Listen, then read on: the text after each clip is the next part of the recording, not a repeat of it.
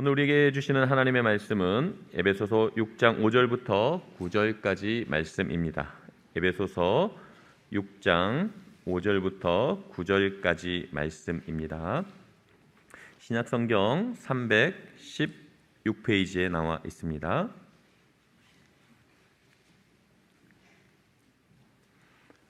제가 하나님 말씀 봉독하도록 하겠습니다. 종들아, 두려워하고 떨며 성실한 마음으로 육체의 상전에게 순종하기를 그리스도께 하듯 하라. 눈가림만 하여 사람을 기쁘게 하는 자처럼 하지 말고 그리스도의 종들처럼 마음으로 하나님의 뜻을 행하고 기쁜 마음으로 섬기기를 주께 하듯 하고 사람들에게 하듯 하지 말라. 이는 각 사람이 무슨 선을 행하든지 종이나 자유인이나 주께로부터 그대로 받을 줄을 알미라. 상전들아, 너희도 그들에게 이와 같이 하고 위협을 그치라. 이는 그들과 너희의 상전이 하늘에 계시고 그에게는 사람을 외모로 취하는 일이 없는 줄 너희가 알미라. 아멘. 오늘은 성령 충만한 삶 세 번째로 주인과 종에 대해서 말씀을 드리려고 합니다. 노인과 바다의 저자인 어네스트 해밍웨이 아마 들어보셨을 텐데요. 그가 그의 또 다른 소설인 무기여 자리거라에서 소설 속 인물의 목소리를 빌려서 이런 말을 합니다. 성스러운, 영광스러운, 희생, 이런 말만 들으면 나는 언제나 당황스럽다. 동네 이름, 번지수, 강 이름, 부대 이름과 날짜 같은 구체적인 것에 비하면 영광, 명예, 용기, 거룩 같은 추상적인 말은 허황되게 느껴진다. 어떻게 보면 우리 기독교인의 입장에서는 좀 불경스럽게 생각될 수도 있는 말이기도 한데요. 근데 저는 해밍웨이의 이 말이 굉장히 공감이 됩니다. 여러분 한번 생각해 보세요. 강단에서는 교인들을 향해서 사랑과 헌신과 희생을 외치는 목사가 길거리를 가다가 한푼 국어라는 거리는 귀찮은 듯 외면하고 그냥 지나친다면, 교회에서 대표 기도할 때는 하나님 나라와 거룩을 말하던 장로가 직장에서는 거짓과 탐욕을 일삼으며 살아간다면, 찬양할 때는 하나님의 영광을 선포하며 주님께 임원 바치겠다고 손을 들고 목소리를 높이던 젊은이가 모임 후에는 자기가 앉았던 간이 의자와 마시던 물컵, 찬양 악보, 카피 등은 그냥 내버려둔 채 자기 몸만 쏙 빠져나간다면, 이런 모습을 보게 되면 해밍웨이의 말처럼 우리가 그토록 쉽게 내뱉는 사랑, 헌신, 희생, 영광, 거룩, 하나님 나라 같은 말들이 얼마나 추상적이고 공허하게 들리는지 모릅니다. 사랑하는 성도 여러분, 우리의 기독교 신앙은요, 결코 추상적인 관념이나 철학이 아닙니다. 그것은 실제 우리 삶의 현장에서 구현되어야 할 실천적인 생활 방식입니다. 사도 바울이 에베소서에서 말하고 있는 것이 바로 그것입니다. 성령 충만한 삶이란 결코 추상적이고 관념적인 탁상 공론이 아니라 가정이나 일터 같은 매일매일의 우리 삶의 현장에서 구체적이고 실천적으로 표현되는 삶이어야 한다는 것입니다. 만약 우리 그리스도인들이 이 사실을 제대로 명심만 하고 있었어도 오늘날 우리 기독교가 세상 사람들로부터 이렇게까지 손가락질 받지는 않게 되었을 것이라 생각합니다. 우리 자신의 심각한 반성과 회개가 필요한 부분이죠. 특별히 사도 바울은 성령 충만한 삶을 이야기하면서 5장 21절에서 그리스도를 경외함으로 피차 복종하라고 말합니다. 즉 성령 충만한 삶이란 서로 간의 관계에서 표현되어야 한다는 거죠. 그래서 5장 22절로 23절에서는 첫 번째로 남편과 아내의 관계에서 성령 충만한 부부의 모습이란 어떤 것인지에 대해서 설명해 주었고요. 이어서 6장 1절로 4절에서는 부모와 자녀의 관계에서 성령 충만이 어떻게 표현되어야 하는지 이에 대해서 말씀해 주었습니다. 이어지는 오늘 본문에서는요, 세상에서 즉 주인과 종의 관계에서 성령 충만한 신자의 삶의 모습이 어떠해야 하는지 이에 대해서 말씀하고 있습니다. 여러분 한번 생각해 보세요. 우리는요, 이 세상에서 아주 다양한 관계를 맺으며 살고 있는데요, 누군가와의 관계에서 둘 중에 하나입니다. 약자 입장이든지 아니면 강자 입장이든지, 뭐 동등한 관계도 있을 수 있겠죠. 근데 대체로 약자이든지 강자이든지 둘 중에 하나예요. 학생이든지 아니면 선생님이든지, 피고용인이든지 아니면 고용주의든지, 그렇단 말이죠.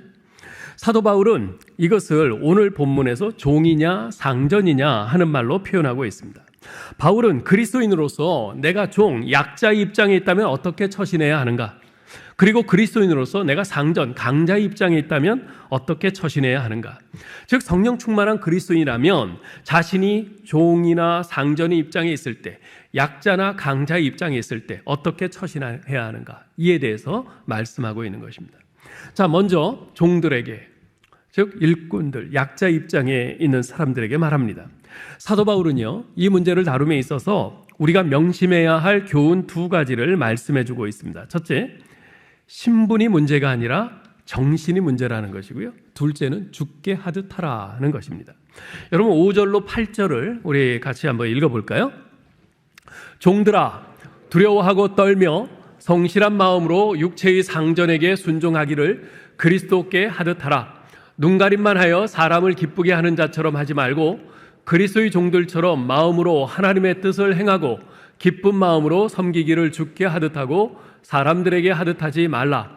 이는 각 사람이 무슨 선을 행하든지 종이나 자유인이나 주께로부터 그대로 받을 줄을 알미라. 바울이 살던 시대는요, 노예 제도가 당연시되던 로마 시대였습니다. 당시 로마 제국의 노예 숫자는요, 약 6천만 명가량 됐다고 그래요. 굉장히 많죠. 노예들은 그 당시에 노동력으로 사용됐습니다. 노예들이 없으면 사회를 유지할 수 없을 정도로 당시는 노예에 의존된 그런 시대였습니다. 마치 오늘날 거의 모든 산업이 기계와 컴퓨터에 의존되어 있지 않습니까? 그래서 기계와 컴퓨터를 쏙 빼버리면 과연 이 세상이 제대로 돌아갈 수 있을까? 의문시되는 그런 형편이란 말이죠. 마찬가지로 고대에는 모든 산업을 노예에 의존하고 있었습니다. 당시 사회에서 노예는요, 일종의 영혼이 있는 소유물, 물건, 그리고 살아있는 도구일 뿐이었습니다. 그래서 당시에는 그 노예 제도를 문제라고 생각하는 사람은 거의 없었습니다. 일부에 그 문제라고 생각하던 문제의식을 갖고 있던 사람들은 있었지만 거의 당연시 생각했어요. 따라서 노예 제도가 비인간적, 비성경적인 제도인 것은 틀림없지만 그것은 한두 사람이 일시지간에 어찌할 수 있는 문제가 아니었습니다. 그래서 바울은요, 노예 제도라는 이 사회 제도를 바꾸기보다는 먼저 정신을 바꾸는 일에 집중을 합니다. 그 종도 자윤의 정신을 가지고 살아야 하며 상전이라도 자기 위에 진정한 상전이 있다는 사실을 인식하고 섬김의 정신을 배우라고 교훈합니다. 여러분, 이 종의 문제에 있어서 핵심은 어디 있냐면요, 눈가림만 하여 사람을 기쁘게 하려는 노예의식에 있습니다. 눈가림만 하여 사람을 기쁘게 하려는 노예의식, 이것이 종의 문제에 있어서의 핵심입니다. 그런 사람의 내면에는 진정으로 주인을 존중하는 마음이 없습니다. 성실함이 결여되어 있습니다. 신분이 종이냐 아니냐를 넘어서 이런 노예의식을 가지고 있는 사람은 다 종입니다. 반면에 신분은 종일지라도 종의 마음을 넘어서 주님을 섬기듯 범사에 기쁜 마음으로 임하는 사람은 참 자유인입니다. 누군가 보고 있어야만 열심히 일하는 사람은 그 사람은 노예입니다. 반면에 아무도 보고 있는 사람이 없어도 자기에게 주어진 일을 열심히 하는 사람, 그 사람은 자기 자신의 주인인 것입니다. 제가 미국 필라델피아에서 목회할 때 섬기는 교회에 그 세탁소 같은 비즈니스를 꽤 크게 하는 분들이 있었어요. 그런데 신방을 가보면 종업원들이 한 7, 8명에서 10명 이렇게 되는데요.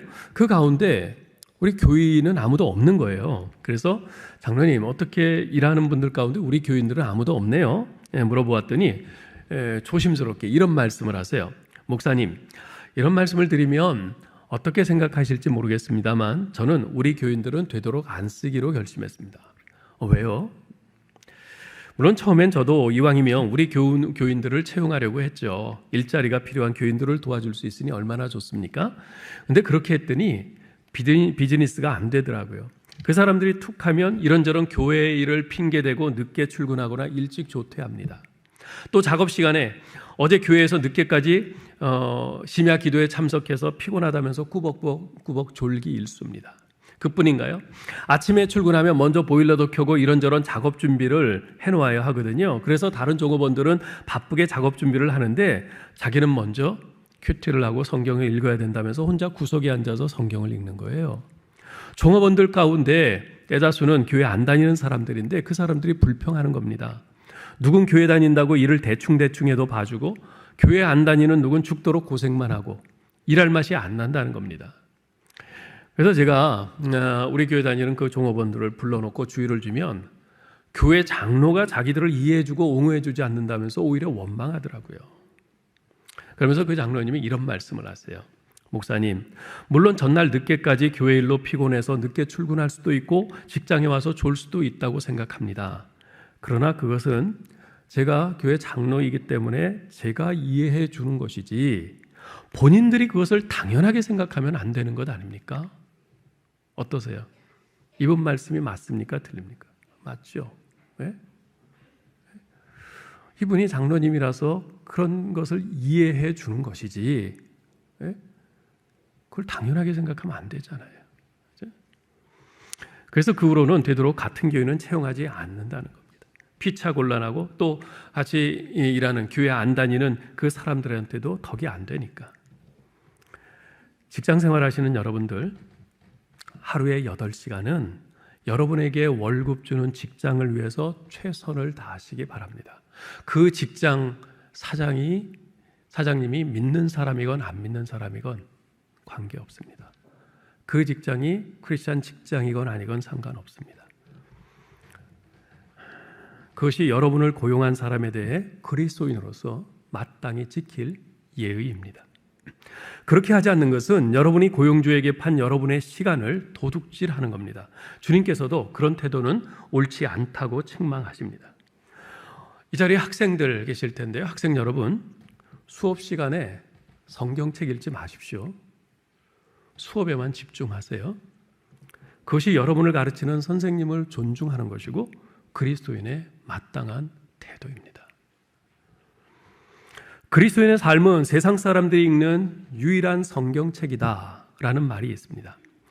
여러분, 세상 사람들은 성경책을 안 읽죠. 대신 그들은요, 우리를 봅니다. 우리 그리스도인을 봐요. 우리의 언행, 우리의 가치관, 우리의 삶을 보고 우리가 믿는 하나님이 어떤 분이신지를 판단합니다. 이걸 생각할 때 정말 두려워요.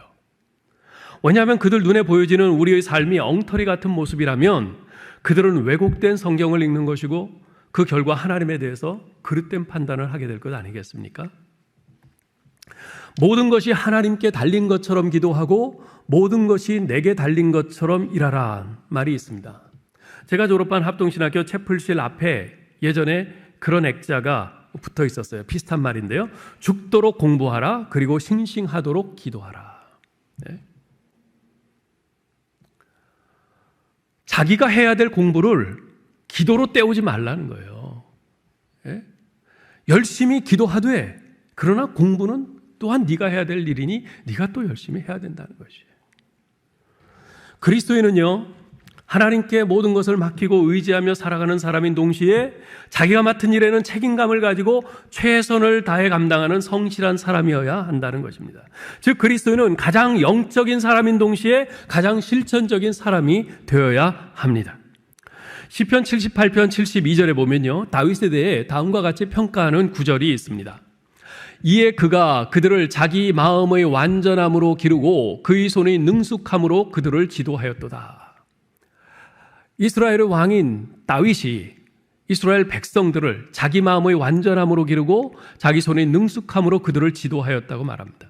다윗이 성공적으로 그 왕의 역할을 수행할 수 있었던 것은 두 가지 때문이었습니다. 자기 마음의 완전함과 자기 손의 능숙함. 자기 마음의 완전함이란 하나님을 경외하는 온전한 마음, 즉 영성을 의미합니다. 그의 손의 능숙함이란 그가 최선을 다해 성실히 갈고 닦고 준비한 실력, 성실성을 의미합니다. 우리가 하나님을 믿고 섬기는 그리스도인으로서 세상에 살면서 보여주어야 할 것은 바로 영성과 실력, 즉 성실성, 이 두 가지라고 저는 생각합니다. 실력, 이 성실성이 없는 영성은요, 세상 사람들에게 조롱거리가 될 뿐입니다. 영성이 결여된 실력은 그들을 감동시키고 변화시키지 못합니다. 사랑하는 성도 여러분, 지금 여러분이 세상에서 차지하고 있는 그 신분, 그 위치, 자리가 중요한 것이 아닙니다. 정말 중요한 것은 여러분의 정신입니다. 다른 사람에게 영향을 주는 사람은 어떤 사람이든지 리더이다 라는 말이 있어요. 오늘날 리더십을 말할 때 과거의 전통적인 리더십 개념과는 많이 다릅니다. 과거에는 리더십 하면요, 오직 하향적인 리더십을 의미했습니다. 즉, 윗사람이 아랫사람에 대해서 미치는 그 영향력, 그걸 리더십이라고 그랬어요. 그러나 오늘날의 리더십은요, 하향적 리더십이 아니라 전방향 리더십입니다. 윗사람이 아랫사람에게만 어떤 영향력을 미칠 뿐만 아니라 아랫사람이 오히려 그 윗사람에게도 영향력을 미치고 윗사람을 바꿀 수도 있어요. 또 자기 옆에 동료를 향해서도 그와 같이 영향력을 미치고 그들을 변화시킬 수 있어요. 이게 전방향 리더십이에요. 나의 위치, 나의 신분, 나의 자리가 중요한 것이 아닙니다. 어떤 위치, 어떤 신분, 어떤 자리에서도 우리가 크리스천 리더로서 영향력을 발휘할 수 있습니다. 영성과 실력, 즉 성실성을 갖추기만 한다면 말이에요. 비록 여러분이 세상적으로는 남에게 고용되어 월급받아 살아가는 신분일지라도 여러분이 영성과 실력, 성실성을 갖추기만 한다면 얼마든지 여러분의 고용주들에게 영향을 미칠 수 있고, 따라서 여러분은 그들의 리더인 것입니다. 구약 성경에 나오는 요셉이 그러했고요, 다니엘이 그러하지 않았습니까? 열왕기하 5장에 나오는 아람 군대장관 나아만 집에 노예로 잡혀온 이스라엘의 어린 계집종, 그가 또 그런 인물이었어요. 비록 적국의 노예로 끌려온 아주 힘없고 나약한 어린 계집종이었지만 그녀에게는 하나님의 전능하심을 신뢰하는 탁월한 영성이 있었습니다. 그리고 그녀의 여주인이 한낱 어린 계집종에 불과한 그녀의 말을 들을 정도로 성실성을 인정받았어요. 만일 그녀의 평소의 언행이 성실하지 못했다면 그 여주인이 어린 계집종 그 노예의 말을 콧방귀나 끼웠겠습니까? 그 어린 계집종의 탁월한 영성과 그 성실성이 결국 나병에 걸린 나만 장군으로 하여금 이스라엘로 향하게 했고요, 거기서 하나님 사람 엘리사를 만난 나병에서 회복되게 했습니다. 그리고 마침내 이방나라 장군인 나아만의 입에서 내가 이제 이스라엘의 하나님 여호와 외에는 온 천하에 신이 없는 줄 아나이다 라는 신앙 고백을 할 수밖에 없도록 그렇게 만들었죠. 결코 세상에서의 신분이 문제가 아니었던 것입니다. 자, 그런데 여기서 우리가 하나 간과해서는 안 될 것은 그들은 자신들의 상전들에게 죽게 하듯 했다는 것입니다. 요셉은 애굽의 왕들에게, 다니엘은 바벨론과 바사 제국의 왕들에게 죽게 하듯 했습니다. 그들은 모두 자신의 원수 나라임에도 불구하고 그렇게 했어요. 네. 나만 장군 집에 어린 계집종 역시 마찬가지였습니다. 나만은 자기 조국 이스라엘을 침탈하고 유린한 원수입니다. 게다가 자기를 포로로 잡아 부모와 생이별을 하게 하고 낯선 이웃까지 끌고 온 원수 아니겠어요? 그런 원수가 문둥병에 걸렸다면 쾌재를 불러야 마땅하죠. 고칠 수 있는 방법을 알고 있다 해도 가르쳐 주어서는 안 됩니다. 그냥 그렇게 고통당하다가 죽게 놔둬야지요. 그런데 이 어린 계집종은 가르쳐 줬어요. 우리나라에 엘리사란 훌륭한 선지자가 계신데 그분께 가면 고침받을 수 있을 겁니다. 가르쳐 주었어요.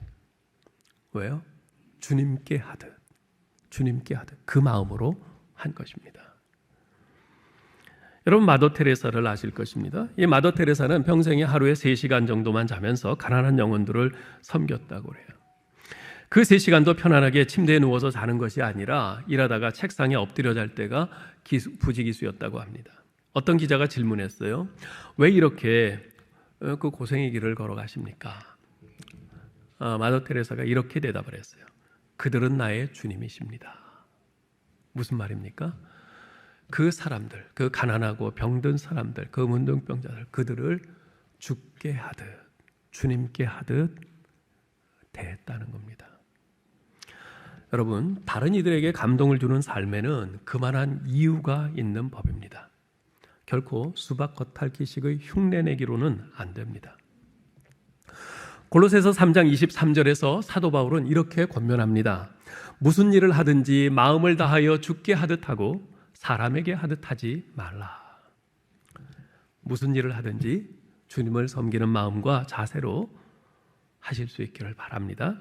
공부하는 학생들은 주님을 섬기는 마음으로 공부하시고, 가정주부들은 주님을 대접하는 마음으로 음식을 만들고, 직장에서 일하는 분들은 주님이 그 직장의 주인이신 것처럼 최선을 다해 성실히 섬기시기 바랍니다. 그렇게 할 때 여러분의 학교와 가정과 직장이 예수 그리스도의 향기가 풀풀 풍기고 복음의 영향력이 지배하는, 그래서 예수 그리스도께서 그곳의 주인이 되시는 복된 삶의 현장이 될 줄 믿습니다. 두 번째는 상전들에게, 즉 주인들, 힘 있는 자, 강자의 위치에 있는 사람들에게 말씀하십니다. 우리 9절을 같이 읽어볼까요? 상전들아, 너희도 그들에게 이와 같이 하고 위협을 그치라. 이는 그들과 너희 상전이 하늘에 계시고 그에게는 사람을 외모로 취하는 일이 없는 줄 너희가 알미라. 상전들아, 너희도 그들에게 이와 같이 하고 위협을 그치라 말씀하십니다. 이 말씀에는 종들, 즉 자기보다 약자를 대하는 두 가지 서로 상반되는 태도가 담겨 있습니다. 하나는 위협하는 태도입니다. 여러분, 위협이 뭡니까? 자기가 가진 힘으로 상대방을 강제해서 자기가 원하는 대로 움직이게 하는 것, 그것을 위협이라고 하죠. 우리가 이 세상에서 흔히 볼 수 있고 경험하는 모습입니다. 예를 들면 직장 상사나 오너가 부하 직원에게 반말을 찍찍 해대면서 자신이 가진 지위를 이용해서 직장일이 아닌 자기 개인적인 심부름을 아무렇지 않게나 시키면서 갑질을 합니다. 그러면 부하 직원은 하기 싫어도 해야 돼요. 왜요? 직장 상사가 자신에 대한 인사권을 가지고 있으니까, 오너가 자기 월급 봉투를 쥐고 있으니까. 제가 예전에 미국 볼티모어 살 때 워싱턴에서 발행되는 어느 한국 신문에 실린 한 교포의 편지를 보고 정말 가슴이 아팠어요. 그분은 미국에 이민 와서 남의 집 세탁소에서 일하고 있던 분인데요. 그분이 일하는 세탁소의 주인은 어느 교회 집사님이었어요. 대개 세탁소들이 주일에는 문을 닫는데요, 그 세탁소는 주일에도 문을 열었습니다. 그분이 편지에 이렇게 썼어요. 미국에 와서 힘든 이민 생활을 하면서 교회에 나가 위로도 받고 안식을 얻고 싶은데 그럴 수가 없었습니다. 왜냐하면 주일에도 일을 해야 하기 때문입니다. 주일이 되면 같이 교회 갑시다 라는 말 대신 나 교회 다녀올 테니까 가게 잘 지키고 있어 하며 벤츠를 몰고 교회 가는 주인 집사 내외의 모습을 볼 때마다 예수 믿는 사람들과 교회에 대한 반발심이 스멀스멀 피어오르곤 합니다. 그 편지를 읽으면서 제 머릿속에는 말끔히 정장을 차려입고 벤츠 타고 교회로 향하는 그 세탁소 주인 집사 내외의 모습과 뒤에서 그 모습을 보면서 두 주먹 불 쥐고 부들부들 떨고 있는 그 종업원의 모습, 그리고 하늘에서 그들의 모습을 안타깝게 바라보고 계시는 주님의 모습이 선명하게 그려졌습니다. 그래서 더욱 마음이 아팠습니다. 골로새서 4장 1절에서는 상전들아, 의와 공평을 종들에게 베풀라고 말씀합니다. 약자의 위치에 있는 사람들을 부당하게 대우하거나 억울하게 하지 말라는 것입니다. 한마디로 갑질하지 말라는 겁니다. 혹시 여러분은 세상에서 누군가와의 관계에서 강자의, 그런 힘 있는 강자의 위치에 있지 않습니까? 자, 그렇다면 약자의 위치에 있는 그 사람이 강자의 위치에 있는 여러분에 대해 부당함과 억울함을 곱씹으며 분노하고 있는 사람은 없겠는지요? 내가 가지고 있는 힘과 그 사람이 처해 있는 약점을 이용해서 그에게 부당하게 갑질을 행한 일은 없는지요? 바울은 그렇듯 위협하는 태도와는 정반대되는 또 하나의 태도를 언급하고 있습니다. 그것은 너희도 그들에게 이와 같이 하라는 것입니다. 너희도 그들에게 이와 같이 하라. 무슨 말입니까? 이것은 앞서 7절에 언급한 것처럼 죽게 하듯 하고 사람에게 하듯 하지 말라는 겁니다. 주님을 섬기듯 자기 종들에게도 자기 아랫사람들에게도 섬김의 자세로 대하라는 것입니다. 상전이 종에게 죽게 하듯 한다는 것, 섬김의 자세로 종을 대한다는 것은 당시 사회에서는요, 기존 질서를 뒤엎는 쿠데타와도 같은 일이었습니다. 그런 일은 도저히 상상할 수도 없는 일이었죠. 그런데 그런 엄청난 일을 명하고 있는 겁니다. 그 이유가 뭡니까? 이는 그들과 너희 상전이 하늘에 계시기 때문이다 하는 거예요. 골로새서 4장 1절에서도 똑같이 말씀합니다. 상전들아, 의와 공평을 종들에게 베풀지니 너희에게도 하늘에 상전이 계심을 알지어다. 무슨 말입니까? 너희가 이 세상에서 누군가와의 관계에서 상전이라 할지라도 너희 역시 주님의 종일 뿐이다. 따라서 너희가 주님께 대접받고 싶은 대로 너희도 종도를 대접하라 하는 것이. 너희가 남에게 대접받고 싶은 대로 너희도 남을 대접하라. 이게 뭡니까? The Golden Rule, 황금률입니다. 그만큼 중요하고 핵심적인 그런 성경의 정신입니다. 그래서 황금률이라, 황금과 같은 그런 법칙이다라고 말씀하는 거죠. 마태복음 8장에 보면요, 우리의 시선을 잡아끄는 아주 특별한 사건이 기록되어 있습니다. 예수님께서 어느 로마 백부장의 믿음을 극찬하신 사건인데요. 어느 날 예수님께서 가버나움이라는 동네에 들어가셨는데 로마 백부장이 나와서 중풍병으로 몹시 고통당하고 있는 자기 하인을 고쳐달라고 간구합니다. 예수님께서 그래, 내가 가서 고쳐주마. 대답하시고는 가시려는데 그 백부장이 만류하면서 이런 말을 합니다. 주여, 내 집에 들어오심을 나는 감당하지 못하겠사오니 다만 말씀으로만 하옵소서. 그러면 내 하인이 낫겠사옵나이다. 나도 나무의 수하에 있는 사람이요 내 아래도 군사가 있으니 이더러 가라 하면 가고 저더러 오라 하면 오고 내 정도로 이것을 하라 하면 하나이다. 그 말을 들으신 예수님께서 놀랍게 여기시면서 따르는 자들에게 말씀하세요. 내가 진실로 너희에게 이르노니 이스라엘 중 아무에게서도 이만한 믿음을 보지 못하였노라. 저는 이 사건을 보면서 오늘 주제와 관련해서 그 백부장에 대해 두 가지 생각이 들었어요. 첫째, 자기 수하에 있는 종에 대한 태도입니다. 당시 사회에서 종은요, 그 또는 그녀가 아닌 그것으로 표현되는 존재였습니다. 즉 인격체가 아니라 물건 취급당하는 존재였습니다. 따라서 종이 중풍병과 같은 중병에 걸려서 고통스러워한다고 하면 그것은 더 이상 상품 가치가 없다는 의미였고, 따라서 그냥 고통당하다가 죽게 내버려 두거나 내다버리면 그만이었어요. 그런데 그 백부장은 그런 종을 위해 예수님께 찾아와 간구하고 있는 겁니다. 더구나 당시는 로마가 이스라엘을 식민 통치하고 있던 시절 아니겠어요? 자신은 그러한 이스라엘을 식민 통치하기 위해 파견된 로마 주둔군의 백부장입니다. 반면에 예수님은 자신의 지배를 받는 속국의 평범한 젊은이에 불과했어요. 그런데 그는 별 볼 일 없는 자기 하인을 위해 주둔군 장교로서의 위치와 체면을 모두 버리고 속국의 젊은이에게 머리를 숙이고 있는 겁니다. 이것은 결코 범상한 일이 아니죠. 자기 종을 자기 가족처럼 생각하는 그 마음과 태도가 없다면 결코 가능하지 않은 일입니다. 둘째는 자기 자신에 대한 인식입니다. 일반적으로 사람들은 어떻습니까? 쥐꼬리만한 권력이나 힘을 손에 쥐기라도 하면 그 힘을 자기 밑에 있는 사람들에게 행사하지 못해서 안달을 합니다. 그래서 괜히 그들 앞에서 거드름을 피우거나 고압적인 태도로 겁을 주고 위협하며 갑질을 합니다. 그렇게 함으로써 그들보다 위에 있는 자신의 존재를 확인하고 과시하려고 하죠. 그러나 그 백부장은 자신이 남의 수하에 있는 존재임을 늘 잊지 않고 있었습니다. 저는 그런 이 의식이 자기 종에 대한 그의 태도를 결정지었다고 생각합니다. 왜냐하면 자신도 남의 밑에 있는 존재이기에 자기 상전 앞에서 늘 긴장감과 두려움을 가질 수밖에 없었고, 따라서 남의 밑에 있는다는 것이 어떤 기분인지 잘 알고 있었기 때문입니다. 그런 자기 자신에 대한 인식이 그로 하여금 자기 종을 그 당시의 사회적인 통념에 따라 취급하지 않고 그처럼 긍휼히 여기는 마음으로 종을 위해 기꺼이 자신의 체면까지 다 내던지게 했던 것이죠. 물론 그 백부장에 대한 주님의 칭찬은 그의 믿음에 대한 칭찬이었지만 주님께서는 이러한 점도 꿰뚫어 보시고 칭찬하셨을 것이라 생각합니다. 이런 백부장의 모습은 어떻게든 다른 사람들 위에 올라서서 자신이 가진 힘으로 그들을 좌지우지하고 자신의 존재감을 드러내려고 한다라는 이 시대를 사는 우리들에게 크나큰 도전이 아닐 수 없습니다.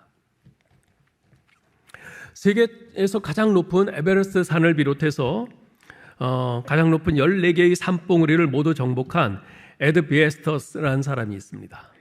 그것도 산소호흡기 같은 보조장치를 전혀 착용하지 않고 맨몸으로 그렇게 정복한 거예요. 대단하죠? 근데 그가 이런 말을 남겼어요. Getting to the top is optional. Getting down is mandatory. 정상까지 올라가는 것은 해도 되고 안 해도 되는 옵션일 뿐이지만 내려와야 하는 것은 살기 위해서는 꼭 필요한 일이다. 그렇죠?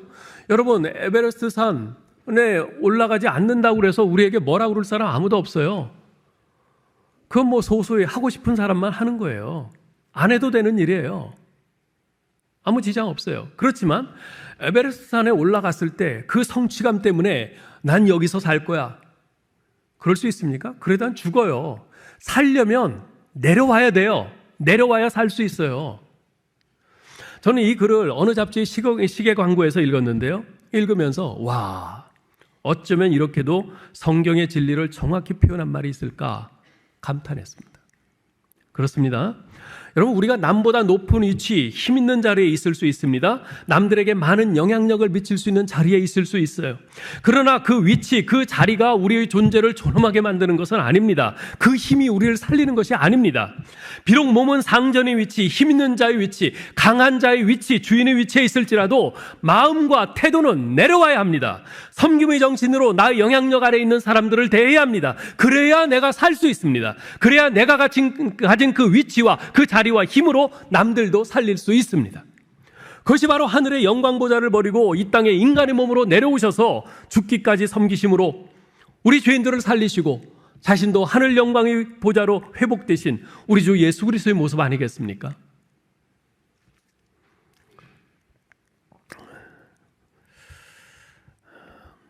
지난 2011년 9월 26일 중국 음식점 배달원으로 일하던 김우수 씨, 당시 56세이셨는데요. 그분이 배달 중 교통사고로 세상을 떠났어요.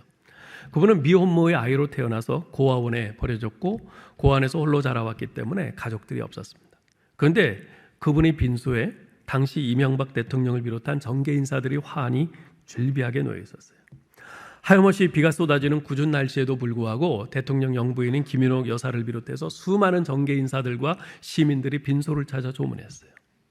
세상적인 시각에서 보면 고아로 자란 한낱 중국 배달원의 죽음일 뿐입니다. 그런데 어째서 그분의 빈소에 대통령을 비롯해 정계의 유력 인사들이 관심을 갖고 수많은 시민들이 조문을 한 것일까요?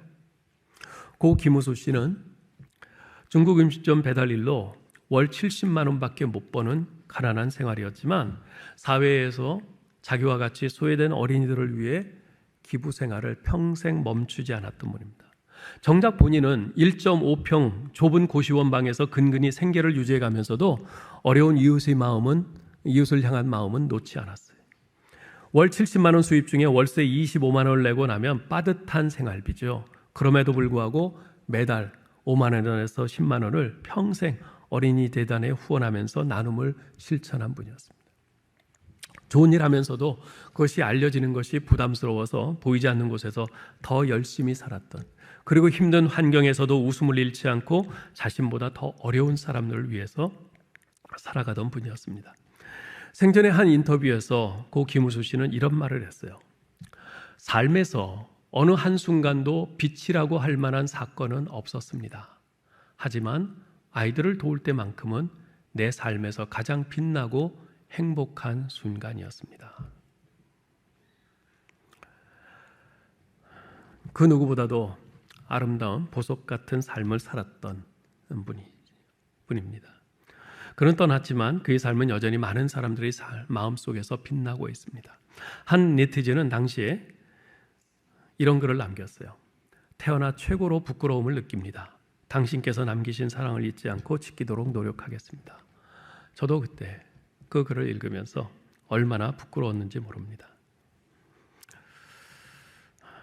여러분은 언제 여러분 자신이, 여러분의 삶이 가장 빛납니까? 언제 가장 빛나나요? 그분은 이 자리에 앉아있는 우리들 중 그 누구보다도 못 배운 사람이었고, 우리 중 누구보다도 가진 것이 없는 사람이었고, 우리 중 누구보다도 불행한 환경에서 자란 사람이었습니다. 그러나 그분보다 많이 배우고 가진 것 많고 행복한 환경에 있는 우리 중 그 누구보다도 많은 사람들에게 감동을 주고 많은 영향력을 미치고 빛나는 인생을 살았던 사람입니다. 만일 그분보다 많이 배우고 가진 것 많은 우리가, 게다가 예수 그리스도의 십자가의 구속의 은혜까지 받은 우리가 주님의 섬김의 정신을 따라 그와 같이 섬기며 산다면 과연 어떤 일이 일어날까요? 우리 주변에서 하나 둘씩 변화의 역사가 일어나고, 무엇보다도 우리 하나님께서 살아계시며 우리 가운데 임재해 계심을 세상 사람들이 볼 수 있지 않겠습니까? 그것이 우리 주 예수 그리스도의 십자가의 은혜로 거듭나 새 생명을 살게 된 우리 신자들에게 주님께서 요구하시는 마땅한 삶, 부르심에 합당한 삶 아니겠습니까? 이제 말씀을 맺겠습니다. 오늘은 종교개혁 505주년 기념주일입니다. 종교개혁자인 루터는 모든 직업은 하나님이 부여하신 소명이라 그렇게 믿었고 그렇게 선포했습니다. 칼빈도 그 종류와 상관없이 모든 직업은 하나님의 영광을 위해 봉사하는 현장이란 점을 강력히 주장했습니다. 이것이 바로 직업 소명론입니다.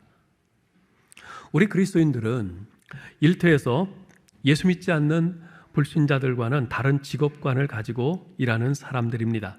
정확히 말하면 일을 하는 목적 자체가 예수 믿지 않는 사람들의 목적과는 다른 것이죠. 특히 우리 그리스도인 비즈니스 하는 분들이나 직장인들에게 우리의 직장은 하루의 대부분의 시간을 보내는 아주 대단히 중요한 장소 아니겠습니까? 그렇다면 그 시간을 의미 있고 가치 있고 보내야 하지 않을까요? 무엇보다 나를 그 일터로 그 직업으로 불러주신 우리 하나님의 뜻을 깊이 생각해야 합니다. 하나님을 최우선에 두고 하나님의 영광과 하나님 나라를 위해 일터에서 묵묵히 땀 흘려 일하는 평범한 그리스도인들이 많이 일어나야 합니다. 직장에서 예수 믿지 않는 사람들은 자기들과 다르게 말하고 자기들과 다르게 생각하고 자기들과 다르게 일하는 우리 그리스도인들의 삶을 주목할 것입니다. 자기들과 다른 우리의 삶을 보면서 궁금증을 품게 될 것입니다. 한 걸음 더 나아가 자신들의 삶을 보며 고민하게 될 겁니다. 결국 일터에서 그들과 다르게 일하는 우리의 모습이 그들을 주님께 인도하는 전도의 접촉점이 되는 것이죠. 사랑하는 성도 여러분, 죽게 하듯 섬김의 정신으로 행하는 우리의 다름이 곧 영향력입니다. 직장에서 그러한 우리의 다름이 나타나야 합니다. 직업을 통해 우리의 다름이 드러나야 합니다. 그렇게 우리를 이 자리에 두신 직업 소명을 이루어가야 합니다. 아무쪼록 너도 나도 대접받고 섬김을 받으려고만 하는 이 세상에서 오히려 우리 주님의 섬김의 정신으로 이 세상을 죽게 하듯 섬기고 이 세상에 도전해가는 여러분 되시기를 주님의 이름으로 축원합니다.